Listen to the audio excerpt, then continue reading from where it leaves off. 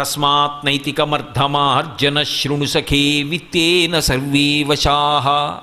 కాబట్టి డబ్బు అవసరం లేనివాడు ఎవరు లోకంలో? గృహస్థాశ్రమంలో డబ్బు యొక్క అవసరం లేకపోవడం అన్నది ఉండదు.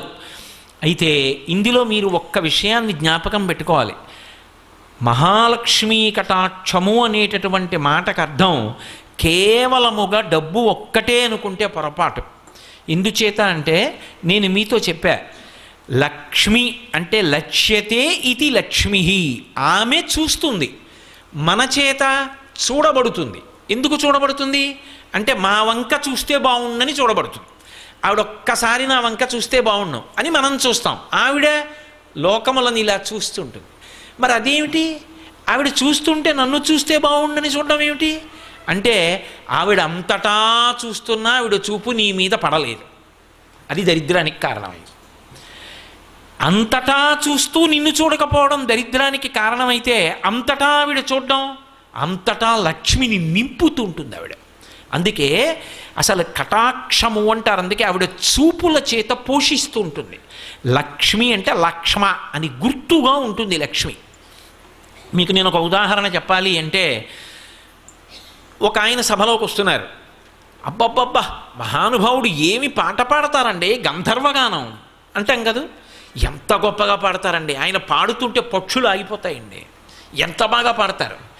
ఇప్పుడు ఆయన అంత గొప్ప గాయకుడు, అంత గొప్ప విద్వాంసుడు, ఆయనకి ఒక పాట వలన అంత కీర్తి వచ్చింది.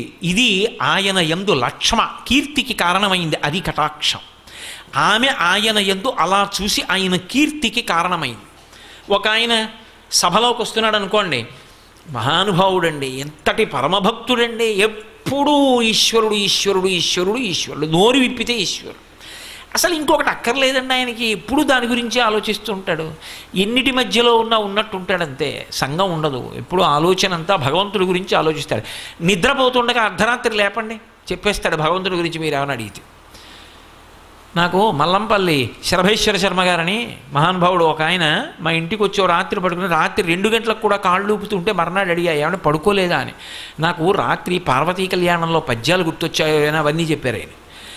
ఒక్కొక్కరు అలా ఉంటారు, రాత్రింబవళ్ళు భగవంతుడి గురించి ఆలోచన చేస్తూ ఉంటాడు. అటువంటి వాడు వస్తున్నాడు అనుకోండి, అబ్బా ఆయన వస్తున్నారు సభలోకి ఎంత అదృష్టం అంటాం. ఆయన మన ఇంటికి వచ్చారనుకోండి, ఏమి భాగ్యం, ఇవాళ ఇల్లు తరించిపోయింది, అటువంటి వాడింట్లో అడుగు పెట్టాడంటాం. ఆయన వచ్చి అమ్మ కాస్త పట్టెడు అన్నం పెడతారా అని అన్నం తిని వెళ్ళారనుకోండి, ఎంత మురిసిపోతాం. మనం 365 రోజులు తింటాం, కానీ ఆయన వచ్చి తిని వెళ్ళిన రోజేదో అది జ్ఞాపకం ఉండిపోతుంది. మర్రి చెట్టుకి వ్యూహం అంతా చిన్న గింజలో ఉన్నట్టు ఆ వంశం యొక్క అభివృద్ధి అంతా ఆయన వచ్చి తిని వెళ్ళిన ఒక పూట భోజనంలో ఉంది. ఎందుకని? అంతటి భగవద్భక్తుడు, ఆయన భక్తి, ఆయన లక్ష్మి, ఆయన లక్ష్మీ కటాక్షం, ఆయన భక్తి.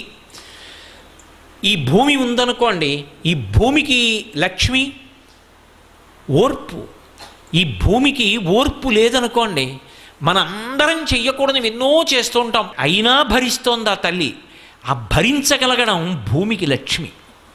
ఒక్కొక్క దాని యందు ఒక్కొక్క తేజస్సు. అగ్ని ఉందనుకోండి, పచనం చేయడం, కాల్చడం దాని లక్ష్మి. ఒక పొలం దగ్గరికి వెళ్ళారనుకోండి, మంచి పండిన పొలం దగ్గరికి వెళ్ళి ఒడ్డున నించున్నారనుకోండి, ఆకుపచ్చగా నిన్నటి వరకు ఉన్నటువంటి పంట ఇవాళ బంగారు వర్ణంలోకి మారి కంకులు ఇలా కొద్దిగా వంగి గాలికి ఊగుతున్నాయి అనుకోండి, ఆ బాగా పండి ఏపుగా ఉండి ఇక కోతకొచ్చినటువంటి ఆ పొలం, ఆ కంకులు వంగి ఉన్నటువంటి పొలం లక్ష్మి. ఓ చెట్టు బోలెడన్ని కాయలు కాసి కనపడింది అనుకోండి, ఒక వసంత ఋతువులో ఒక మామిడి చెట్టు దగ్గరికి వెళ్ళారు, ఎన్ని కాయలో చెట్టుకి ఎటు చూసినా కాయలే, అబ్బా ఇన్ని కాయలో అన్నాం. అన్ని కాయలతో ఉన్న చెట్టు లక్ష్మి.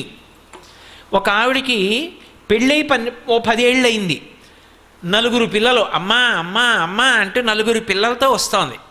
లక్ష్మి, ఆమె పూర్ణత్వాన్ని పొందింది, ఆవిడ అనుగ్రహం ఉంది, ఆవిడ అనుగ్రహం ఉంది కాబట్టి పక్కన పిల్లలు ఉన్నారు. అందుకే పిల్లలతో తల్లి వస్తోంది అనుకోండి, అది గొప్ప శకునం. ఆ కటాక్షం కలగలేదనుకోండి, ఎంత ఐశ్వర్యం ఉన్నా పక్కకెళ్ళి కళ్ళొత్తుకునే వాళ్ళు లోకంలో ఎంతమంది ఉన్నారు. అందుకే ఎక్కడ ఎవరికి ఏది కావాలో అది ఆ సమయంలో దేశకాలాదుల్ని బట్టి అనుగ్రహించబడితే అది లక్ష్మి. అందుకే భర్తృహరి ఒక మాట అంటాడు, ఆపదలందు ధైర్యగుణమంచిత సంపదలందు దల్మియున్ భూపసభాంతరాళమున పుష్కళ వాక్యతురత్వ మాజి మహాపటు శక్తియున్ యశమునందనురక్తియు ప్రకృతి సిద్ధగుణంబులు సజ్జనాళికిన్ అంటాడు.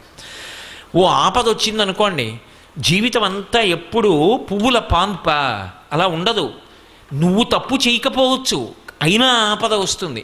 మన ప్రమేయం లేకుండా వస్తుంది కాబట్టే దానిని ఆపద అంటారు. ఆ ఆపద వచ్చినప్పుడు తాళి తట్టుకుని నిలబడగలగాలి. అలా తట్టుకోలేక నేలబడిపోయాడు అనుకోండి, మృత్పిండం అంటారు. మట్టి ముద్ద కింద పడిపోతే నేల కట్టుకుపోతుంది. అది బంతి అనుకోండి, కింద పడితే పైకి లేస్తుంది. కింద పడిపోకుండా పైకి లేవాలి అంటే ఉత్సాహం ఉండాలి. ఇవాళ ఈ కష్టం వచ్చింది, ఎదుర్కొంటాను, వ్యూహం రచన చేస్తాను, దీన్ని దాటి ముందుకు వెళ్ళిపోతాను తప్ప ఇక్కడ నేను ఆగిపోని, ఇలా నా ప్రస్థానం ఆగకూడదు, నేను ముందుకు వెళ్ళిపోవలసిందే అంతే అనుకున్నవాడెవడో వాడు శ్రీమాన్, వాడు లక్ష్మీవంతుడు.